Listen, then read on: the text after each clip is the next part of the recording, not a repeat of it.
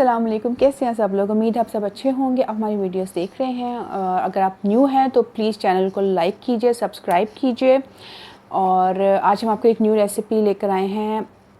1 minute में बनने वाली रेसिपी है। घर में आपको मायोनीज़ बनाने का हम तरीका बताएंगे। म्यूनिस भी जिसे कहते हैं, इसको मायोनीज़ भी कहते हैं। इसकी हम रेसिपी आपके साथ शेयर करेंगे और 1 मिनट में बनने वाली रेसिपी है। घर की चीज़ों के साथ बन जाएगी। इसके लिए आपको बाहर से कुछ भी एक्स्ट्रा लेने की ज़रूरत नहीं पड़ेगी। तो चलिए देखते हैं। Let's start.